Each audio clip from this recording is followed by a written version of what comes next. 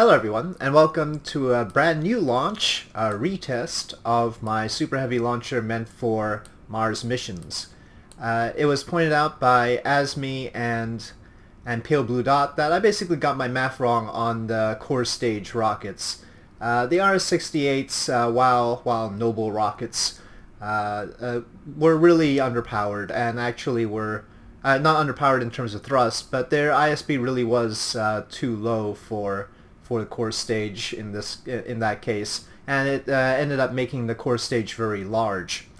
The spatial domain engines are in fact much better, and they were correct about that. Both said so, and the problem for me was I was trying to make a cheap launcher, and the RS-68s are cheaper than the spatial domain engines. However, Pale Blue Dot pointed out that actually they can't be clustered the way I had them. They overheat too much. The RS-68As, the way they're heat shielded from other heat sources or their own heat source, ablative shielding really doesn't work for engines clustered so close together. So that was a no-go from the start. So now we have 5 spatial domain engines. I didn't use 4, which is what the SLS has. Mainly because the look of it was really odd at that point.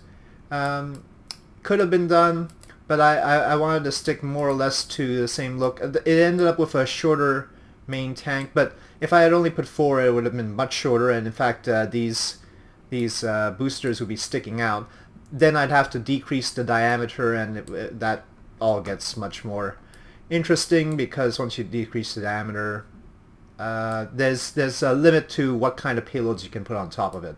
Basically, I wanted the 10-foot diameter, 10 meter diameter, because I intend to put cargo on top, and that cargo needs to have that kind of room. So that's why. Okay, so that's why we have 5 SSMEs instead of 4. Otherwise, this is pretty close to being an SLS. In other words, it just has 1 extra engine on the base. It has 3 extra engines on the second stage. It's the same engines that the SLS will eventually use. It's the RL-10s, but I've got 7. So this is very close to SLS-ish. And the vessel mass is much improved, 3,500 tons with a much heavier payload. I have to note, this is not going to be a one-to-one test. And that's because I've updated some mods in the hope that it'll improve the frame rate and the lag. I've also done some conversion of TGA files to PNG, which was another recommendation. So hopefully that'll have some effect, though I haven't finished converting those files. There are a lot of them in this install, so it's only a partial thing. I've also had to delete the Bobcat Soviet engines. They were causing glitches. So I'm not entirely sure about the compatibility of it, but just trying to drag some of those engines into the VAB caused the whole thing to hang up. And it was those engines in particular, so I don't know what to do about that. But the Bobcat Soviet engine pack is about 100 megabytes, so it was a pretty big mod to begin with in the first place. So I'll hold off on that for a sec. There is a potential Russian variant of this. In fact, there are engines appropriate for every part of this that would create a Russian equivalent, but I'm not going to test that just yet. I'll try and figure out what's up with the Soviet engine pack, and then it's probably not the Soviet engine pack itself. It's probably the way it's interacting with some other mods. That's the problem. Okay, but we've got a new crew, and we are going to test this this new system out. It's much improved, so it's carrying way more than 5% of its mass to orbit.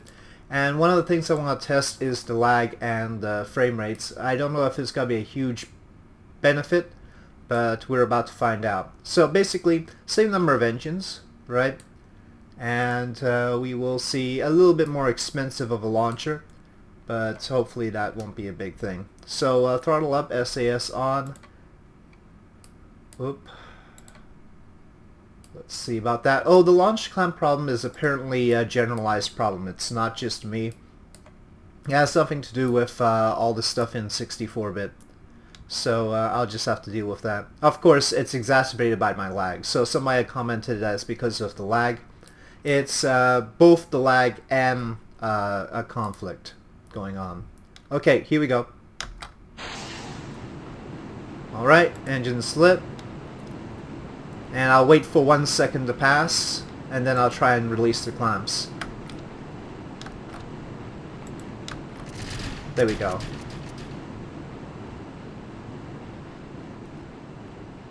Now, as you might have seen from the delta V dialog, the thrust weight ratio on the surface for this is 1.19.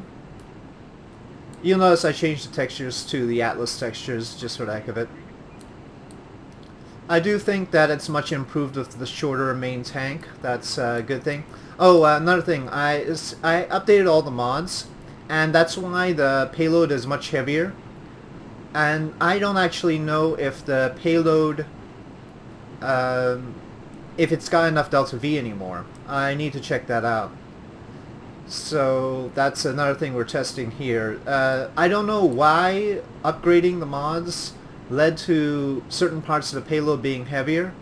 I guess they changed the mass of some things.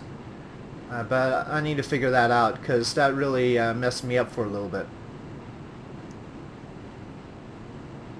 Oh, one other thing I changed, which also made it heavier, is I've changed the service module and its engine to liquid methane. So they're burning methane right now. We're not going to actually land on the moon, we're just going to try to get into orbit around the moon this time. At least that'll be one step closer than we had last time. We're probably not able to do a lunar landing. I don't think the lander has enough delta V for that. And that's because, of course, the lander is configured to rely on Mars's atmosphere to slow it down prior to a landing. It's not meant to just land on a non-atmospheric surface like the moon. It's just a little bit short. It's probably got maybe 500 meters per second short of lunar landing.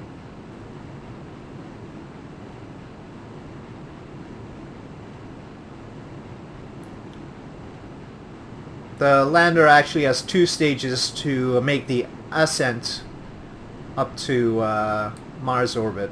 So it does it in 2 stages.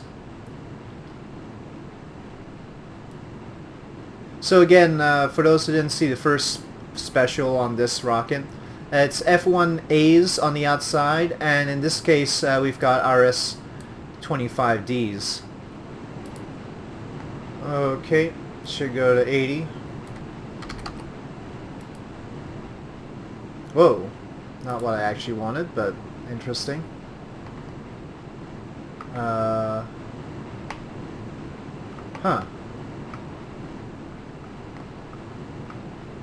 Oh.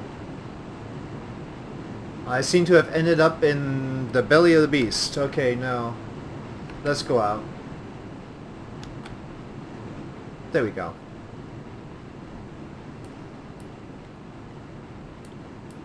Well, I can tell you that in terms of stability, the VAB was much better with everything that I've got fixed up now. So there hasn't been any crashes since I updated everything, converted some of the TGAs to PNGs. Those are the image files in the mods, by the way, and also actually in the stock parts sometimes. But converted those, and also dumped the Bobcat engines. Now, one factor is because we do have lower thrust on the center stage, we are still going to have to sort of aim higher in this phase of things than I was with the other configuration. So as far as I know, the SLS, they're contemplating using 2 boosters, each with 2 F1Bs, which are roughly equivalent to the F1As.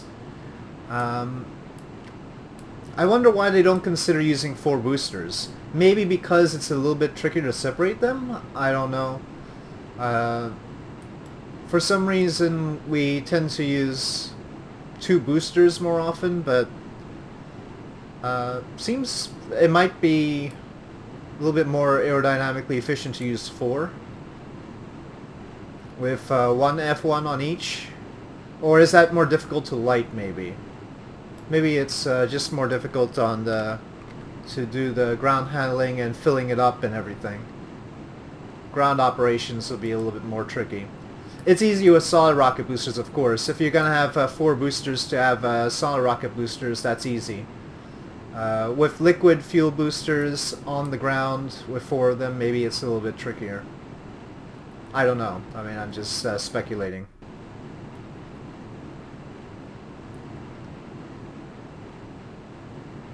Oh, Bobcat Soviet Engines wasn't the only mod I deleted between the previous episode and this one. I also dumped pretty much all of the LasTech SpaceX pack except for the Draco engines. I think the Dragon pod in the LasTech pack has an issue. And I have the most updated version of that, and I think it still has the issue. So, yeah, it was creating some errors. So I just thought it best to just keep the part that I was using, which is the Super Dracos, and dispense with the rest. Let's see, any other mod changes? I don't think so. I think that was... And of course LasTech, that's another 100 megabyte mod sort of thing, so that's why it was a particular concern for me. Originally, I had been contemplating doing missions with both this rocket and the Falcon 9 using the LasTech mod, but I might have to hold off on that. Obviously, NASA's configuration with 4 RL-10s is cheaper and more reasonable than my 7, but I went with 7 because I don't have the patience. Obviously 4 RL-10s would create a very long burn, and I don't like the idea of that. So, but certainly putting just 4 there would have been fine. It's in space, you don't have to beat any particular G-forces or anything like that.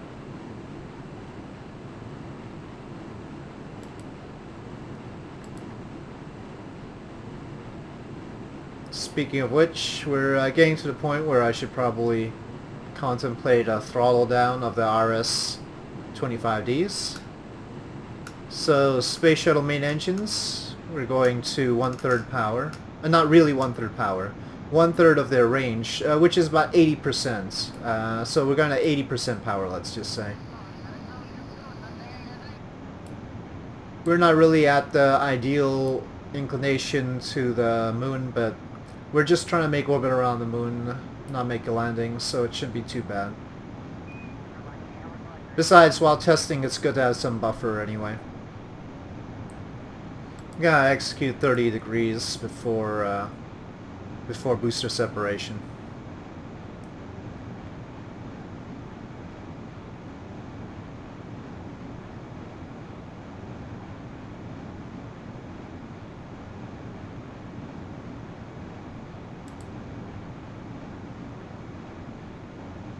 Okay, boosters out, main engines to full power, a little bit of kerosene left it looks like, and booster separation.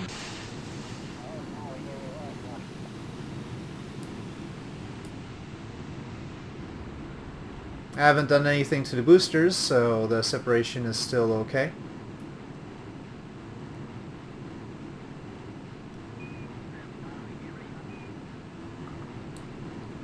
Okay, escape tower ejection.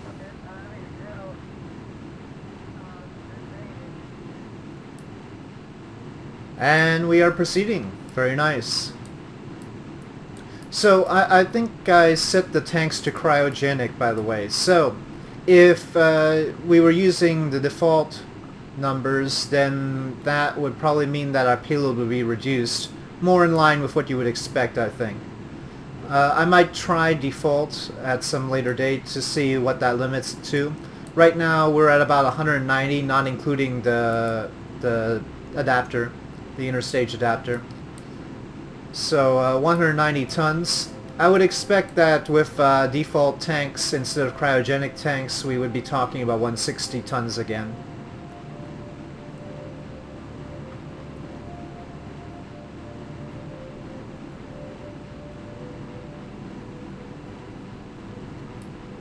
Now again, with the lower thrust, we can't quite follow the prograde vector down the way we were with the RS-68s. Gotta keep this pitch for a little bit longer.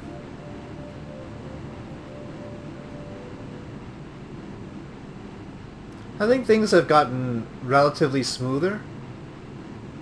I mean, when you take a look at the clock ticking, clearly a lot of the lag is produced by the F1s. The F1 engines are very high poly engines. They, the model is actually about 60 megabytes. So you talk about 240 megabytes, assuming that doesn't optimize in any way.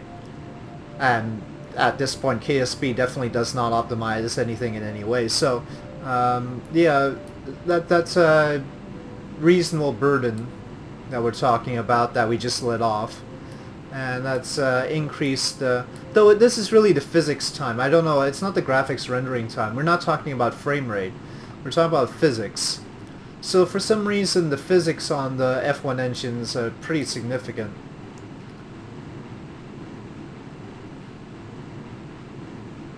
The only other thing we got rid of is the tower and the tanks. Maybe the procedural tanks, the interesting shape might have an effect, I don't know.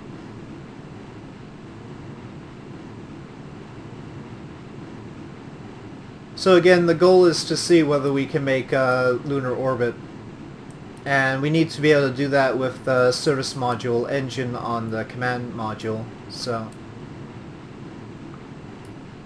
the amount that it takes to get into orbit around the moon will be roughly what I need to slow down around Mars. We'll be using some of Mars's atmosphere, but not much. We'll just skim it. And most of the braking, well, a significant amount of the braking will have to be done with the actual engine on the service module. And that's one of the reasons why we needed to switch to liquid methane, because it reduces the boil-off en route, though it's still not perfect. Really, liquid oxygen would also be boiling off unavoidably, though it's easier to contain liquid oxygen than liquid hydrogen.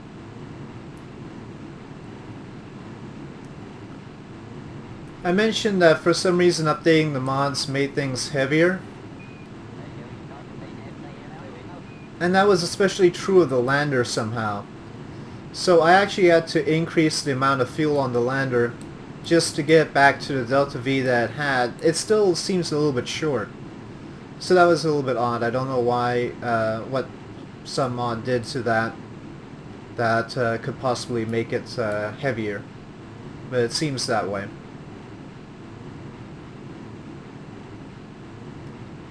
Right now the lander alone is heavier than about as heavy as the combined mass of the Apollo command and service module plus the lunar module. So about 45 tons. This command module and service module are actually much lighter than their Apollo counterparts. And that's because they are not currently expected to bring the mission back. All they're gonna do is get into orbit around the moon or Mars, if that's the case. For the Mars mission, the plan is to send a return vehicle similar to this. So the command module, service module, and its engine as a vehicle to return from Mars, unoccupied. Send that off to Mars with a lander. The lander will serve as an alternate habitat and begin drilling for Kethane and replenish its fuel so that we know that that system works. All of that will be done robotically. And then send this sort of crewed mission and get into orbit, get landed close to the original landing location of the robotic mission, and that way they'll have two different habitats available to them, and the return vehicle will already be in orbit around Mars, and so it'll be like that. And so it'll still require 2 launches to do a Mars mission. And then there's also the larger version of this with cargo fairing. And the cargo fairing version will be sent to do more colonization work. So that's what I'm envisioning for this. This is not part of any particular series at the moment.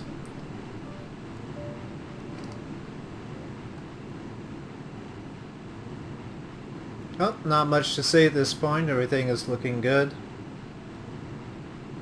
And we are just gradually reducing pitch and approaching apoapsis.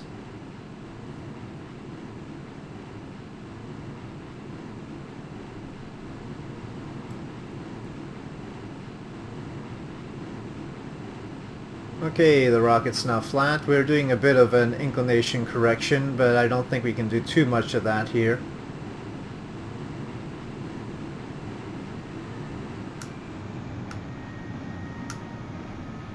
Okay, now throttling down to maintain some sense of precision.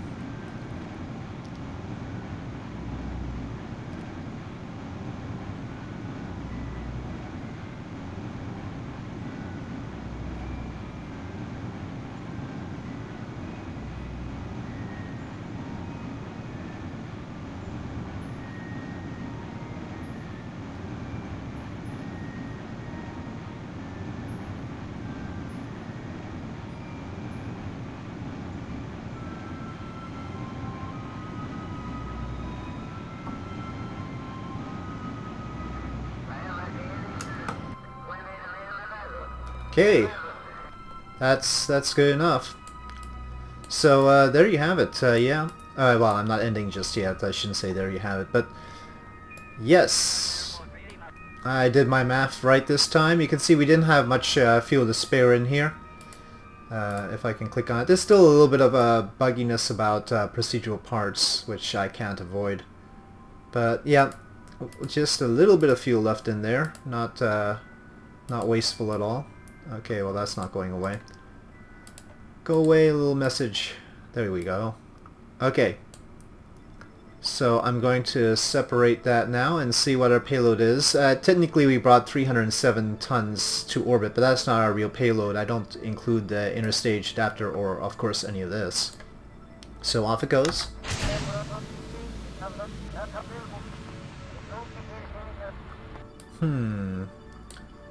You know, I updated procedural fairings, but maybe I forgot to replace these with the new ones. Yeah, I hope that's the only problem. Anyway, 202 tons to orbit. Fairly tight orbit, so we'll just say 200 just for convenience sake.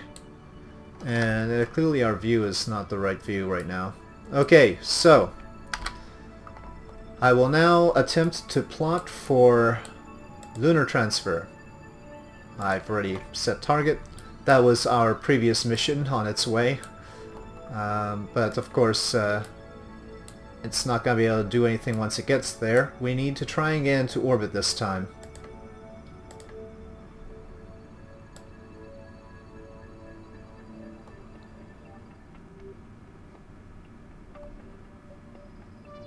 Okay, I think our inclination is sufficiently different that we can't easily get too much closer than this, 1,475 kilometers.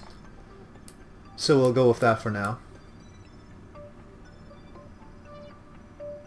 Okay, I believe we have such pitiful reaction control power that we do need to use RCS in order to get to the node. So let's do that. Okay, RCS off, SAS on, and let's go to the maneuver node. Oh, that's a little bit too far. We need some time to burn. Let's just double check our... Yep, unstable. Okay, so all its rockets, go.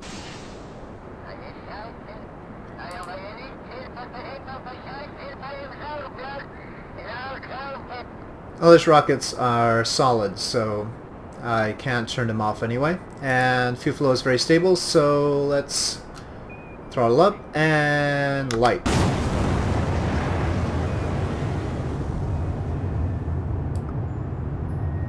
Nice little rumble from the RL-10s.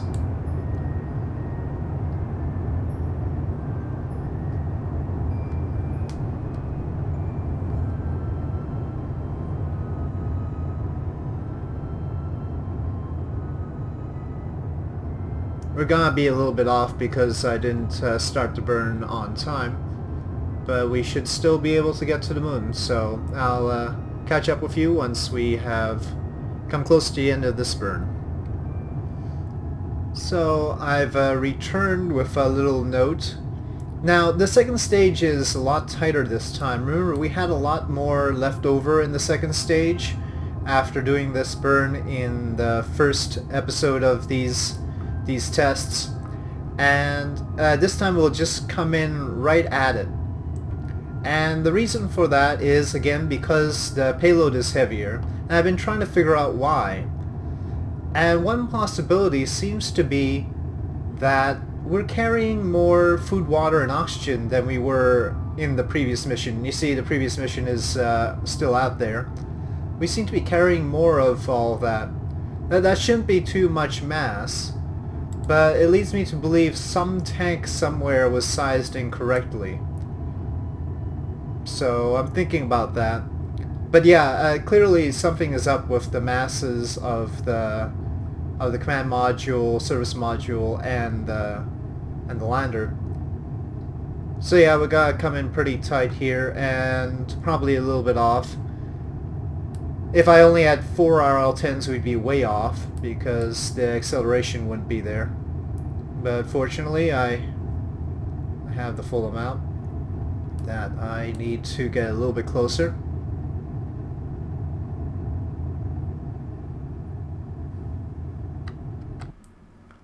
Actually, it looks like we might fall short by this. Taking a look at it. That's fine. I'll just let this stage burn out at this point. We'll use the service module engine to complete the transfer.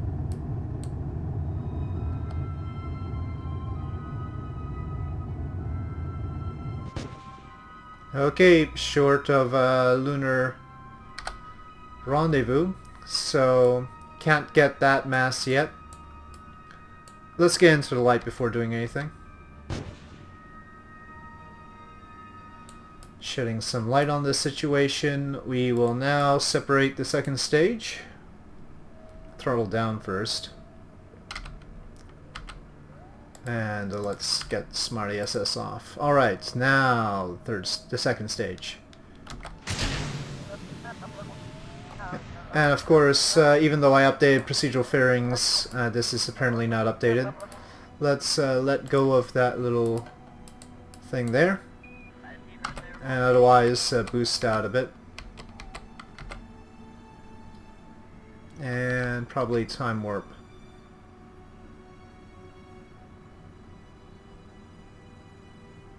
Okay. Camera seems to be weird again. Okay. Now the same old maneuvers, except I'm not gonna conserve fuel as much. SES just loves to waste RCS.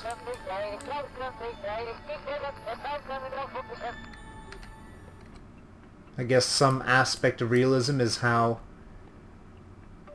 long these things take to actually figure out that they should connect. Yes, we got it.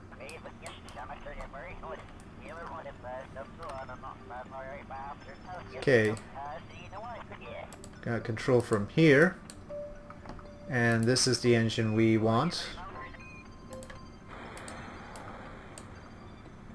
control from here again. Oh, okay, that's fine. No, that's fine. Alright, let me quickly plot the rest of our approach to the moon. Okay, I've got 44 kilometers for 28 meters per second of delta V. And yeah, we're gonna need RCS for this.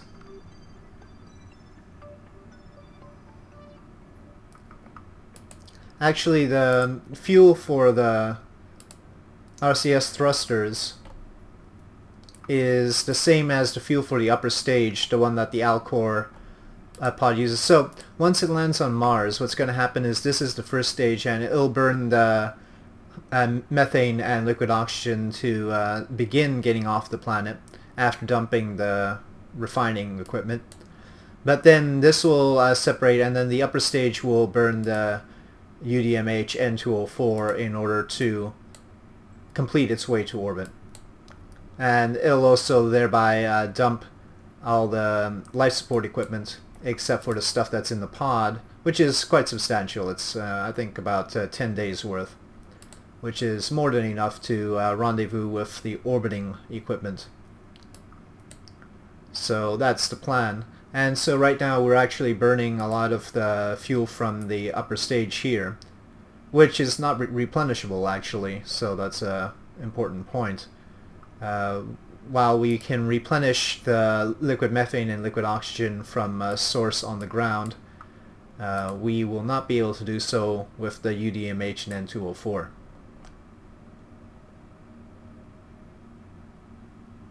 And that's realistic, so.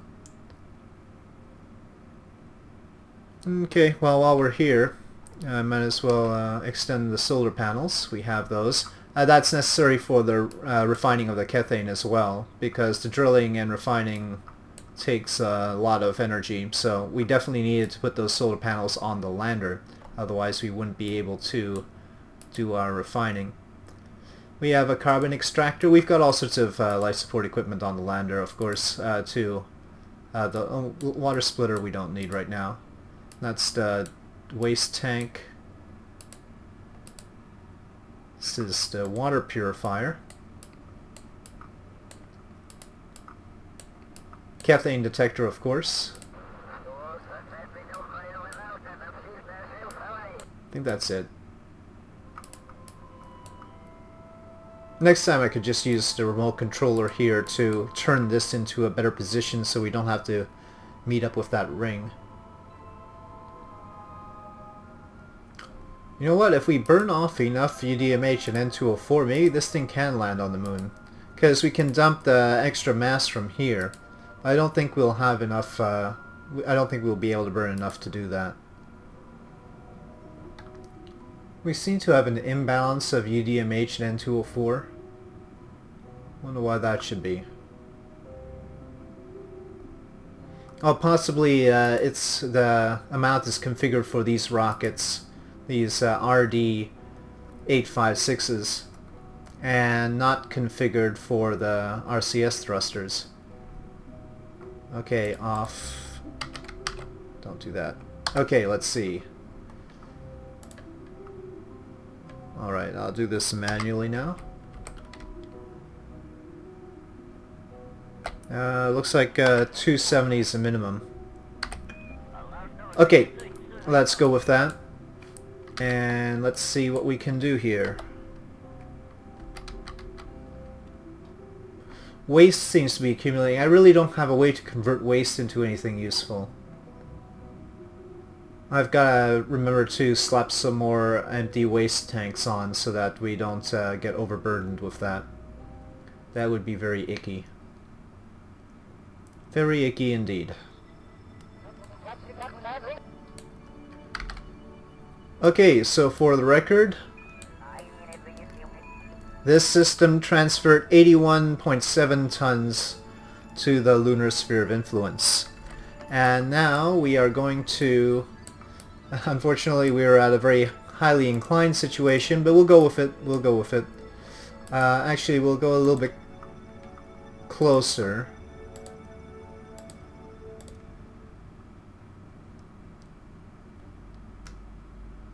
Okay, 50 kilometers or so of periapsis. That's good.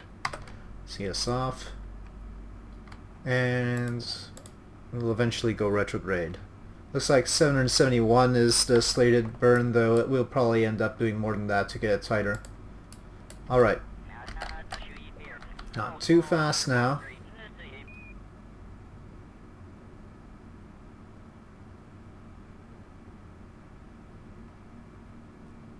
Yeah, waste is really creeping up there.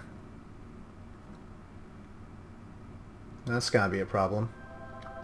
And we're gonna activate this engine.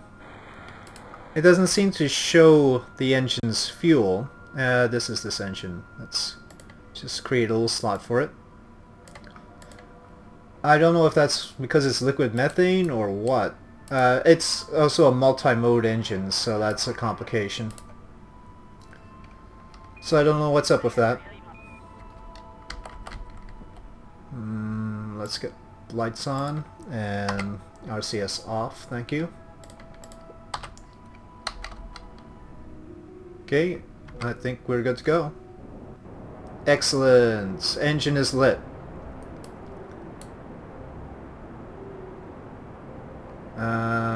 But a little bit off.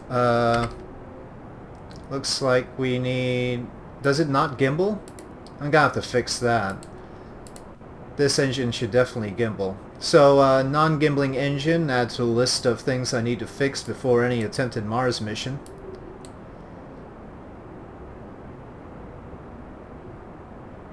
Also a very long engine burn.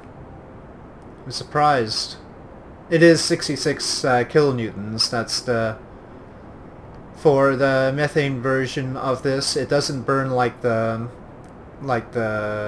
high-powered RL10B2 does. The RL10B2 has 110 kilonewtons. Also, specific impulse not as good because burning methane instead of hydrogen.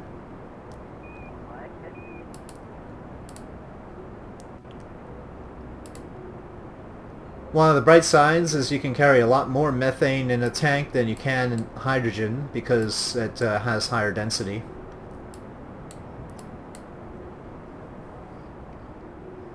Okay, so our burn went a bit awry because this takes a lot longer to burn than I thought it would. But, well, we are in orbit. We're just not in the most ideal orbit I could have imagined.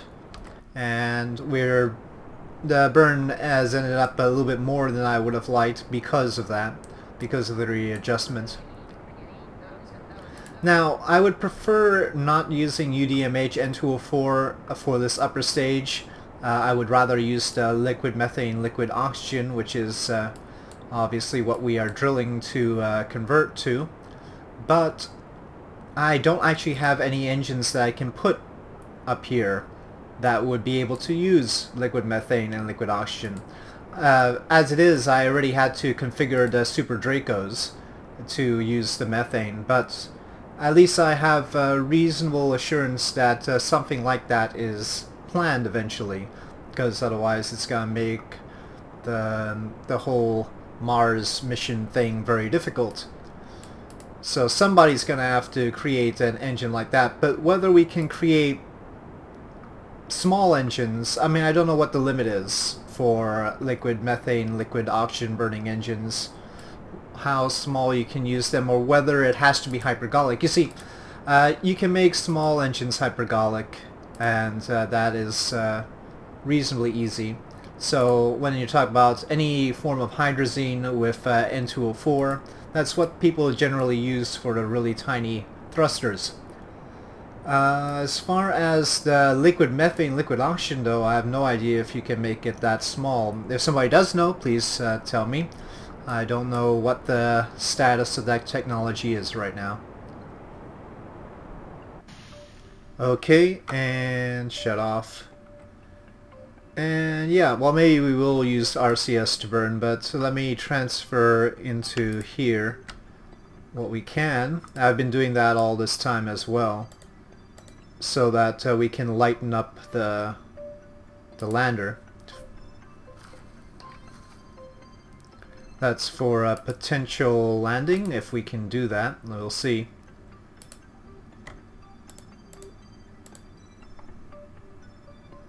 I guess we'll wait till periapsis again. We're all the way close to apoapsis right now. No point doing this.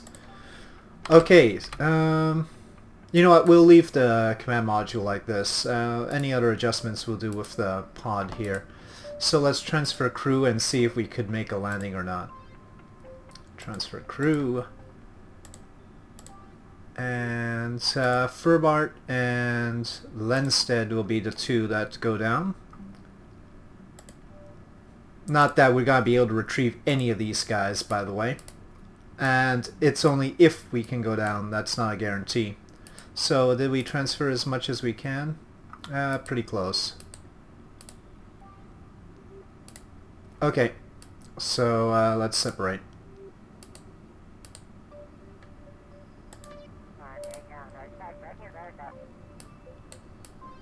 Okay, and head on over to this side.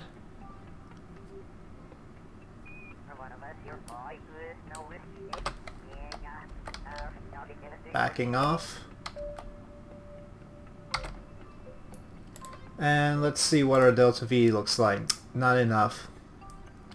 So even after burning a bunch of the fuel from this stage, still reading only 2079. I need to tune down the Super Dracos are way powerful, not really suited for this purpose. Need to tune that down a little bit. I am only beginning to learn the math of the balance between how these rockets and pressure and all this stuff works. Eventually I hope to be able to calculate it out so that I can figure out the realistic engine stats with liquid methane, liquid oxygen. I have a lot of tools for that, just haven't applied them yet. So yeah, I don't think we can make a landing with this at all.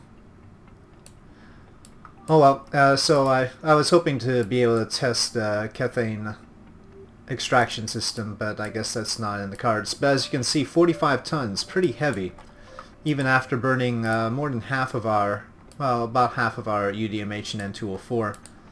Gonna have to figure out how to lighten this up a bit. But there's no avoiding the fact that we need the delta V.